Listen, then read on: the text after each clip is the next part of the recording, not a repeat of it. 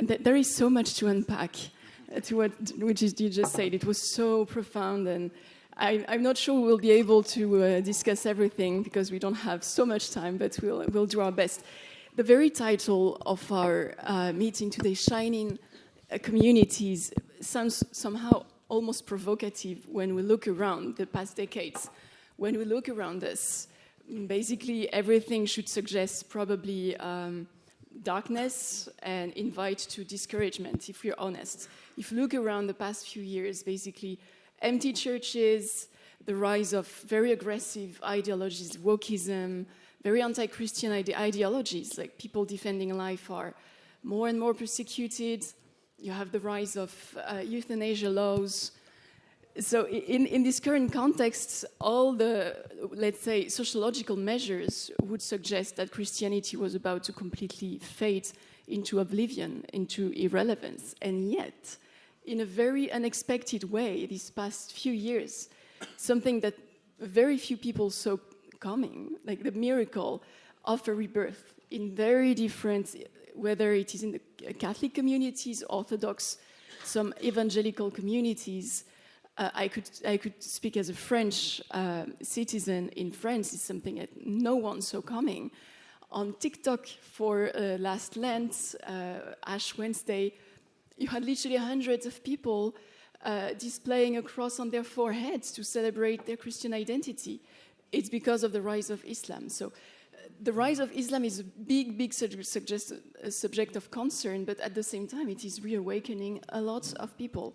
So you mentioned so many details, and I've seen them myself on the ground across Europe, in Scandinavia, something completely unexpected in France, in England, even in Belgium, the rise in baptisms. It's something very, very, very impressive.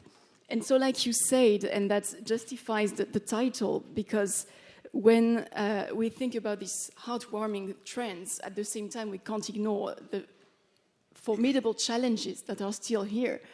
Despite this kind of miracle, we still have to face these very strong challenges. And I love so many things that you said about beauty, the fact that we can't, like most people online, these young people are coming back to the faith because of the beauty of the liturgy, whether Orthodox liturgy, whether Catholic, traditional Catholic liturgy. So it is something very profound. And so the title, Shining Communities, invites us to think that we are responsible for what is happening. This miracle has probably nothing to do with us. There is so much that we can't control. But at the same time, we are called to be a part of the march of the world and to encourage what is already happening. So we have this renewal that is really beginning to take roots, and we have to be able to welcome it and to sustain it. And so I would love to hear your thoughts. Please, you make a very good point, Solène, that we don't have a lot to do with it. It is offered to us by God. But Christiaan's point about courage is so important too. In my most recent book, Living in Wonder, I tell the story of an American novelist named Tobias Wolff. He's much older now, but he tells about when he was in his 20s. This must have been in the 1970s or 80s. He was not much of a Catholic, but only Catholic enough to go to Lourdes to volunteer for the summer. And one day his job was to take this paralyzed little Italian girl who had flown from Italy on a plane to take the waters at Lourdes. He carried her in there, then accompanied her with others on the plane back to the airport. And as he was watching her sweating, bearing her suffering with such serenity, his heart was broken. Then he turned around and looked and saw the door had closed on the plane. And he ran there and started pounding on the door. You've forgotten her. Open up, open up. And they opened the door up, they put the girl on, and off he went. Now, I forgot to tell you that Tobias Wolff's eyesight wasn't very good, but he was too vain to wear glasses. But on the bus back to Lourdes, he noticed his eyes were clear. He could see. He had been given a miracle. Mm-hmm. And he said, I felt in my heart, all I have to do is go to the grotto and say thank you. But he didn't do it. The next morning he woke up and his eyesight was bad again. reflecting on this, he said, I had a failure of courage. I knew that if I accepted the miracle, I would have to change my life. Of course, I wanted to see, but I didn't want to change my life. I tell that story just to say that this is the courage that is required of us. When the Lord shows himself to us, issues the invitation to us through meeting holy men and women, through beauty, however he does it, our role is to find the courage to say yes. Absolutely. It's the virtue of courage, of magnanimity, of also the fact that we are able to see things like this love for greatness and greatness for God.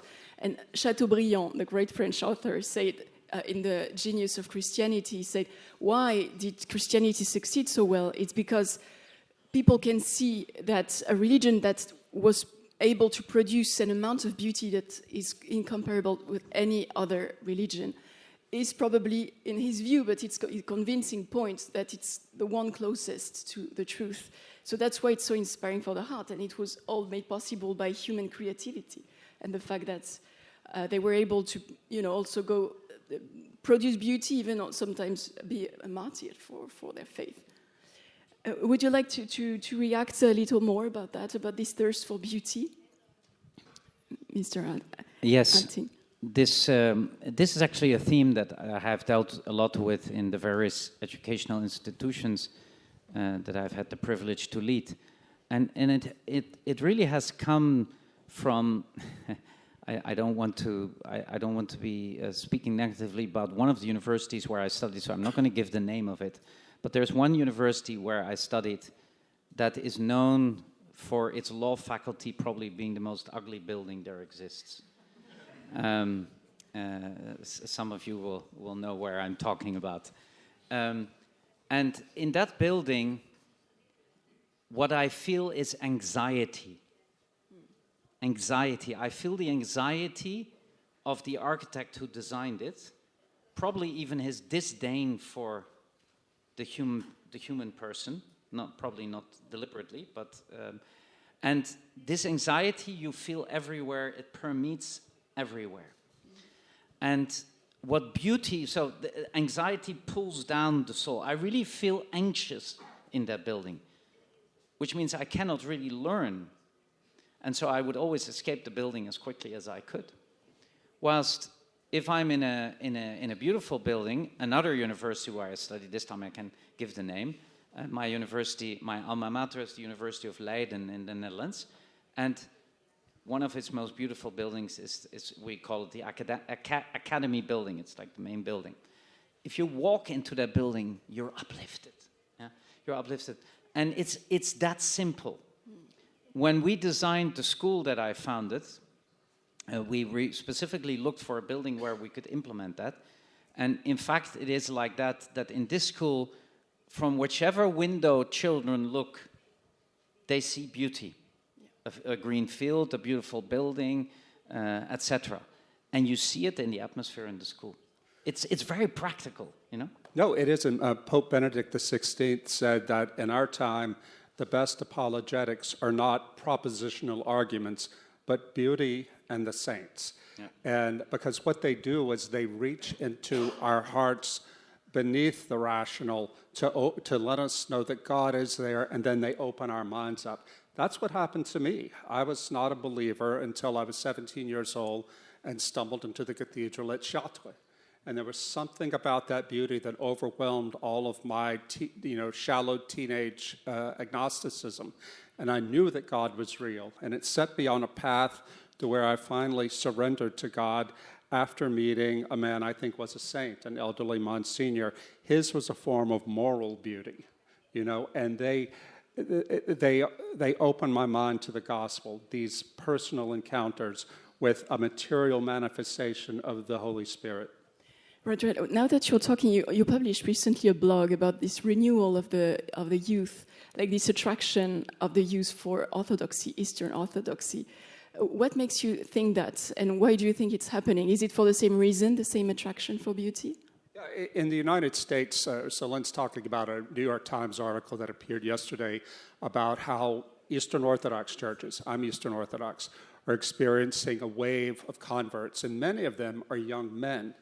I think a lot of it has to do with the beauty, but it's also the case that young men are responding to the seriousness of the Orthodox Church. It makes a place for their masculinity and doesn't. It's masculine without being macho, if you follow me. And it gives them something to do to conquer yourself through fasting and repentance. And this is something that appeals to the spirit of young men. Final point, during COVID, I was living in Louisiana, my home state, Baton Rouge. We had a small Orthodox mission there, and we started seeing young evangelicals coming. This one young couple came, and we said, we're happy to see you, but Orthodox Christianity is very weird in the Deep South. Why are you here? And they said that COVID scared them so much about the fragility of our civilization. And they said the sort of shallow, happy, cheerful way of worship that they were used to in their megachurch was not preparing them for the suffering and for the endurance that we may have to go through. So people are seeking roots and depth and beauty. And frankly, Solène, when I went to the Chartres pilgrimage this year to write about it for the Free Press, 20,000 young French and European Catholics marching for 3 days from Paris to Chartres, I asked all of them, why are you here? Average age, 19. It was the same thing. Our society has given us nothing. We're searching for meaning, for transcendence, for community, for roots, for beauty, and for God. Yeah, I would like just to react before I ask you some questions, Tristan Azbej, as well. This triptych, it's one of the main priests of this Chartres pilgrimage, because I've been writing a lot about that. It's fascinating. It's literally attracting at least 20,000 people every year, and they have to actually refuse some applications every year because there are too many young people.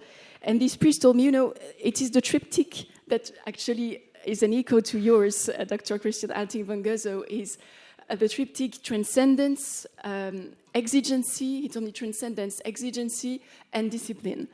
And that's actually, you mentioned this coherence and consistency, and that's an echo to that. And what Christiaan said about not wanting to fit in, I think that's a big part of it with that young generation. When I went to France in 2018 to promote the French version of my book, The Benedict Option, I was 51 years old. I noticed the Catholics who were my age and older, they had a big problem with it. They even if they couldn't articulate it, it felt strange to them that I was saying that we ought to live some distinct Christian lives, even if it means we separate to some degree from the mainstream. But the Catholics who were younger, say 40 and under, they had no problem with it. They did not believe that they would ever be accepted as full Catholics in secular French society. And they didn't care. They just wanted to know, how can we be fully Catholic?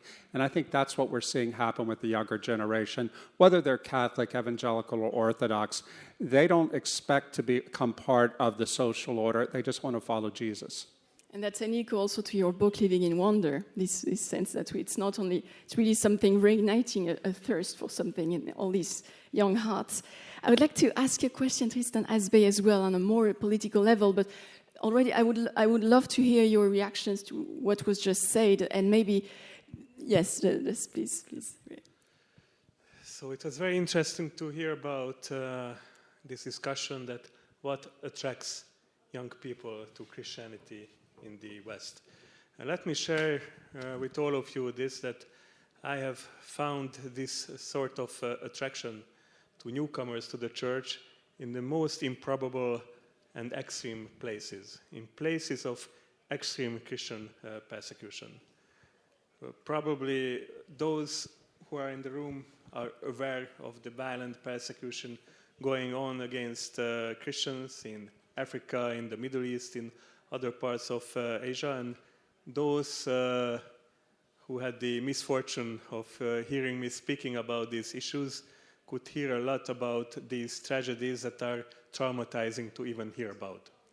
Yet, when I tour these communities, and we are trying to see how we can express our solidarity in a practical and meaningful way, I found a phenomenon which was puzzling me, for me.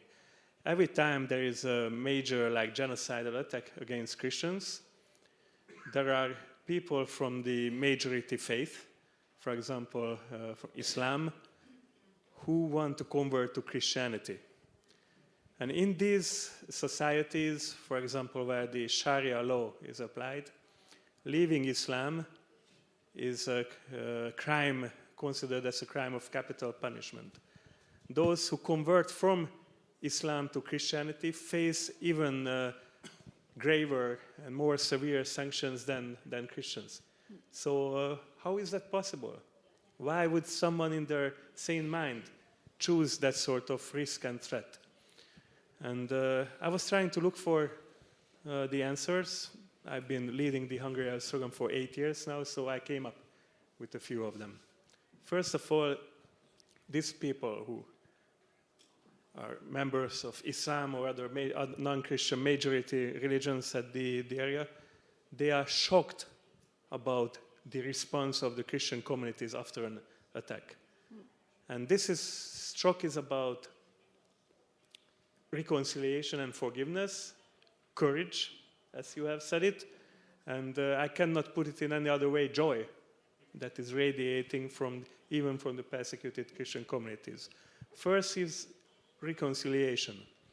Earlier this year, I have visited a targeted Christian community in Pakistan, Jaranwala, who had suffered a pogrom 1.5 years ago after a fake blasphemy charge against one of their members. The Christian neighborhood of Jaranwala was attacked, many people lynched, the house is torched, the church is burned down, more than 20 churches, and even the aftermath was terrible. All Christians were fired from their workplaces, so they lost livelihoods. The children could not attend school because not only their fellow students, but also the teachers are beating up, so the children had to go to child slavery. Terrible, like under 50 Celsius degrees, working in brick kilns, being sexually abused. I have 3 children. I have met with fathers in Jaranwala who showed me the photo of their daughters who had been repeatedly sexually assaulted and abused. And when we started to work together, do you know what was the first idea of how we can move on? What they asked financial support for? A vocational training program for Christian and Muslim girls. That's what they asked. So that's what they asked our support for. Concerning courage, in Nigeria, every other week they attack churches. Usually it's jihadist terrorists jumping on bikes and motorbikes and entering the liturgy, the Holy Mass, or the worship event, and with machine guns killing anyone. I visited some of those communities who had been attacked this way. After there was a mass murder in this church where I've been to, I've been told and shown photos that the next Sunday, people all over from the region came together and they couldn't fit the worshippers, the faithful, in that church. And finally, another example is that when I visited grieving family members of Coptic martyrs from Egypt, I have seen the testimony of a young girl around 9 years old whose father and uncle was murdered by the jihadists. And she was joyful and she was praising the Lord joyfully. She made a statement, it's on video footage. She made a statement that she is happy for her father and uncle because they are in heaven now with God, therefore she is joyful. He only feels sorry for the murderer of his dad because he is distant from God. And when a Muslim person or another majority person sees this sort of reaction, it seems like it's profoundly touching them, and they say that, okay, we want to have this conviction in the divine. We want to join this. And I shouldn't put any sort of equality between the anti-Christian era in the West, and this murderous genocidal attack that they have to suffer. But there is some analogy in my opinion. I think that those who are attracted to the church, which in the West is basically, intellectually speaking, hiding in a catacomb sometimes. But somebody is standing up with courage, that attracts new people to the church. Well, he's right about that. One of the things I learned when I was researching my book, Live Not by Lies, which is about Christian resistance to communism in Central Europe and in Russia. Every one of the dissidents, these Christians who stayed behind and suffered under communism, they all said the one quality you need to have is the willingness to suffer for the faith. Yeah. I remember standing near Red Square in Moscow. I had interviewed an elderly Russian Baptist pastor, and he looked at me and said, "Go back to America and tell the church that if you're not willing to suffer for your faith, then your faith means nothing." And this brought to mind something that Søren Kierkegaard, the Danish Christian philosopher, said. He said, everybody admires Jesus, but Jesus didn't call admirers. He called disciples. And the difference between an admirer and a disciple comes when it's time to suffer. That reminds me of a report that OIDAC, the Observatory for the Defense of Christianity in Europe, published a report of these kinds of self-censorship of Christians in the West, because you have this very aggressive persecution that you mentioned, Tristan Azbej, from your field experience, that is absolutely terrifying, while in the West it's a more subtle persecution of Christians. Basically, they can't speak their truth, they can't speak up, they have to self-censor. Many professors and politicians will not say exactly what they think out of fear of being just sidelined. How do you see that from your perspective? Because you're in touch with the West all the time, but you're also on the ground in the most dangerous countries for Christians. What is this kind of persecution? What is the kind of persecution you're witnessing in the West? Well, in the West, when we look around in the West, jokingly, I said that I'm coming from a crisis zone, and I'm leaving soon for another one. Next week, I'm going to be in Syria. Please pray for the success of our mission. But just last early morning, I came back from another crisis zone, which is Brussels. And this is the way I see it. Which one is more Islamic, Brussels or Syria? Yeah, you could find those sort of neighborhoods in Brussels, couldn't you? So I think many of us share in this room that it is not, paranoia. Christianity, not only as a religion but as a culture and a civilization, is under attack, but from two fronts. We see the violent persecution, and of course we see that someone might call wokeism. I learned the correct expression from Christiaan, Professor Geusau, that extremist secular relativism, and both of them they want to not only destroy people, Christian people, but the core values. Question, then erase, then sanction anyone who dares to refer to them as core values. And these, by the way, work hand in hand. I mean, it was the wokist agenda that not only opened the borders in front of migrants, but invited Islamism to Europe. Sometimes these woke propagandists are trying to use, tolerance and the pretext of providing freedom of religion to Muslims to undermine, for example, family by proposing polygamy and so on. And there is another way of connection of this unholy alliance between two movements that would otherwise have nothing in common, wokeism and jihadism. And that is that the woke extremists, anti-Christian extremists, are getting more and more violent, and they are getting like terrorist methodology and tactics from the jihadists. we sometimes like to think of wokeism as an intellectual enemy of Christianity, but just I want to give a warning that they are getting more and more violent. Yeah. It started with Black Lives Matter terrorists torching churches in fire in the US, but in some of those churches there were already people, for example in Florida for a Catholic church. And then we have seen that, of course, we were all shaken by the assassination of Charlie Kirk, but do not forget that 2 weeks ago, a so-called transgender extremist terrorist murdered small children in a Catholic school's church in Minneapolis, Minnesota, who were gathering for Holy Mass. Yeah, I would like also you to react, because Hungary is becoming a laboratory right now, a political laboratory. Do you believe, like we're talking about the future of Christianity, can a government have a real impact on the future of Christianity? Can government policies have a real impact?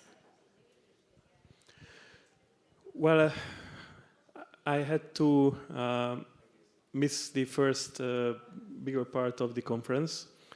I was on a security briefing preparing for next week's mission, but I hear that there was some friendly and respectful debate between integralist and non-integralist here in the room, but concerning actual policies to protect Christianity, but it's hard to define that what is going to be considered protection of Christianity. From the physical sense, I'm very proud of my government to start the first dedicated government program to protect and aid violently persecuted Christians. But also, we are also we are maintaining a war of self-defense on Christian values, to be more precise, on the social teaching of the Bible. One very practical, battle that we have fought is that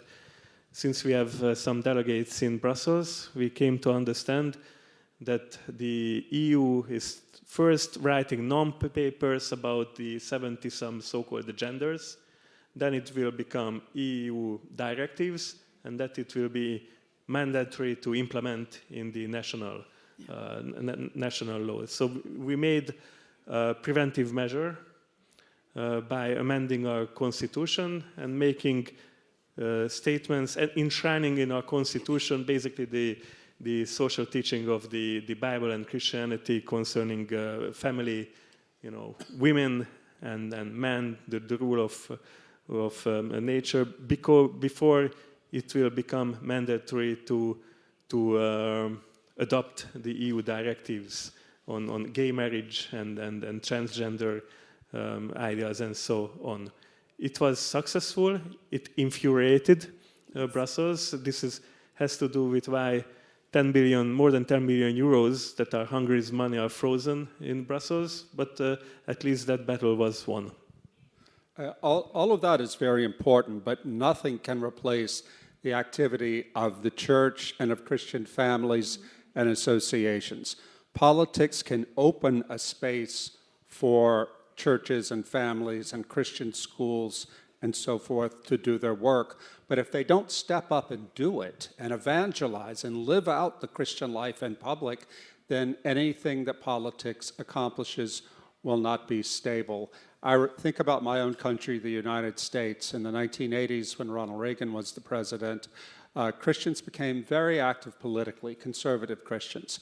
And they were under the impression that the Christians in America are basically solid, and if we only get political power and power over the judges, then everything will be set. They neglected the formation, the discipleship of their children. And so you can look at the sociological charts. The belief in Christianity in America began to decline in 1991, at the end of after the Cold War was over. And the answer is not to avoid politics. We have to stay involved in politics, but we must never allow ourselves to think that political engagement is a substitute for actual discipleship and formation, education, evangelization, and prayer.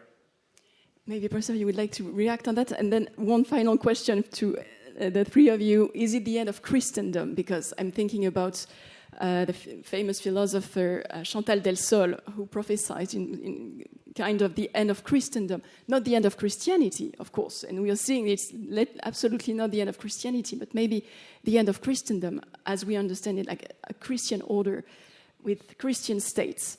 And if it's the case, do you agree? And if so, what could come out of it? Is it like a more monastic Christianity that is going to take over?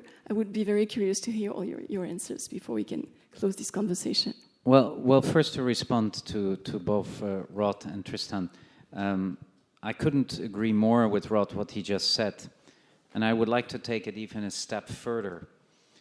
And that is what I have observed over the years, being a parent myself, having to do with other families, with educational institutions, and that is that I see Christian parents delegating the education of their children to the schooling systems, to whatever systems.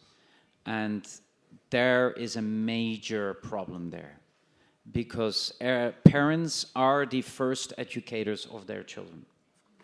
But most parents these days are too busy with their careers and having to finance the second house or the third car, or, I mean, I'm obviously charging a little bit, but I see so many parents also practicing Catholics or other Christians completely delegating the education of their children, which also includes them not paying critical attention to what happens in the schools. Every parent should be, you know, as a jealous lion on top of the school, knowing exactly what is being taught, who is teaching, what materials are being used, checking the books, etc., etc. There's so few parents doing that, and they have no idea what their children are being exposed to.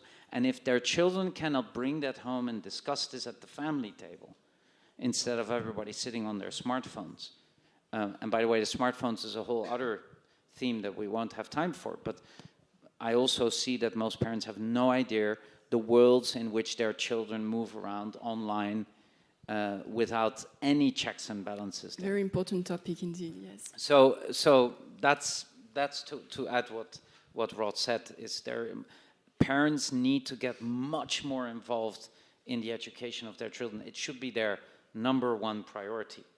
And I'll close this point, and then the second question I will answer later. I'll close this point. What was the main motivation for me and my wife when in 2012 we founded a Catholic high school? Because we had both come to the conclusion, in fact very much helped by the great books of Michael O'Brien, the Canadian Catholic novelist. But we had both come to the conclusion as a couple that when we die and we stand before God, He's not asking us how successful we were, how much money we earned, what political influence we had. The only thing He's going to ask us, what did you do with the souls that I entrusted to you? That's the judgment that is going to be put on us parents. What did you do with the souls, your children, that were entrusted to you? And that was really the moment for my wife and I that became the number one priority in our lives. The education of our children at home and outside of the home. So we're going to conclude with this question. Is it the end of Christendom and a new beginning for Christianity? I think Christendom ended with the end of the First World War, frankly. Really? But I agree with something that Prime Minister Viktor Orban said, that Western civilization and Europe in particular will not survive unless it recovers its Christian faith. I think that's true. And I think that, therefore, I have proposed St. Benedict of Nursia and the early monks as a model for us to follow, which is not to say we should withdraw to the mountains. That's not possible for us. but we should form small communities of real active living faith and build out from that. We don't know what tomorrow is going to bring, but we do know, we must know that if we don't form our children and our children's children as faithful Christians who are able to have the courage to stand in the public square and even to suffer for the faith, then the civilization is lost. I don't think I will ever live to see the restoration of Christendom. I hope so. I don't think it will happen, but it will. If it is ever going to happen, it is going to happen because of the decisions we all make today to build strong Christian community and resist this atomization that we see all around us. Tristan Azbej. If it's the end of Christendom in the West, I'm afraid that it could very well be. The self-centeredness of the people of this age, and also migration and demographic tendencies make me worried about the future. Maybe we are in a better position here in the heart of Europe, but who knows, maybe 50 or 60 years from now the Orban government will be replaced, and then 56 years, not necessarily, but let's allow the hypothetical outcome. But overall, Christendom will not be defeated, so do not be afraid. The martyr church will come and save us. The martyr church will come and re-evangelize us. One of the greatest learning that I have learned is that the title of my office is misleading. It says that we aid the persecuted Christians. No, it's the other way around. Yeah. Very powerful. Yes, I think I'm going to diverge in my answer a little bit from Rod and Tristan. Yes. I think I'm not willing to say that we have seen the end of Christendom, because as the example I gave in my talk, how unexpected has been that revival of active Christian faith amongst young people. It remains to be seen, and yes, the outer trappings of Christendom are clearly under pressure, and many of them are no longer present. But I think the closing words of Tristan are very important, because I think Christendom might very well become visible again in different ways that we do not currently see.